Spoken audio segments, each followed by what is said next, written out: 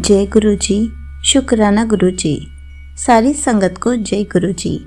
ओम नमः शिवाय, शिव जी सदा सहाय। ओम नमः शिवाय, गुरु जी सदा सहाय।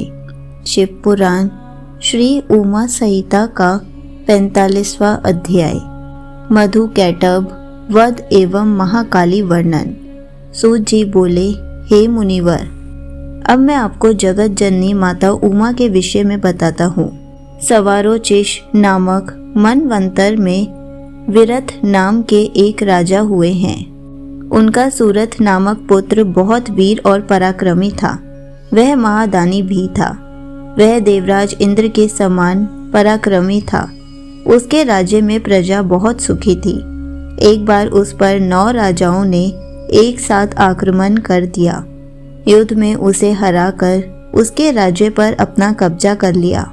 सूरथ घोड़े पर सवार होकर वन को चला गया। वन में राजा सूरथ ने एक सुंदर आश्रम देखा। वहां पर सभी जीव जंतु शांत वातावरण में विचरण कर रहे थे। आश्रम में स्वागत पाकर राजा वहीं रहने लगा। एक दिन की बात है, राजा सूरथ मन ही मन यह विचार करने लगा कि मैं अपने दुर्भाग्य के कारण अपना राज्य खो बैठा हूँ। सूरथ यह सोच ही रहा था, तभी आश्रम में एक वैश्य आया। वह आकर राजा के पास ही बैठ गया। उसे दुखी देखकर राजा ने उससे उसके दुख का कारण जानना चाहा। तब वह वैश्य आंखों में आंसू लिए बोला, राजन, मैं समाधि नामक वैश्य हूँ। मैं एक अत्यंत धनाढ्य कुल में उत्पन्न हुआ हूँ, परंतु मेरे पुत्र पौत्रादि ने धन के लालच में ही मुझे घर से बाहर निकाल दिया है। राजा सूरथ और वैश्य समाधि आपस में बात कर ही रहे थे कि वहां ऋषि मेधा आ गए और बोले, राजन, इस संसार में सबको आकर्षित और मोहित करने वाली सनातनी माया देवी सत्य रूपा ही है। वे ही इस जगत की रचना, पालन और संहार करती है। प्रलय के समय भगवान श्री हरि विष्णु शेषशय्या पर योग निद्रा में सोए हुए थे। उसी समय उनके कान के मैल से 2 राक्षस प्रकट हो गए। उनके नाम मधु और कैटभ थे। वे दोनों राक्षस विष्णु जी के नाभि कमल में स्थित ब्रह्मा जी को मारने के लिए दौड़े।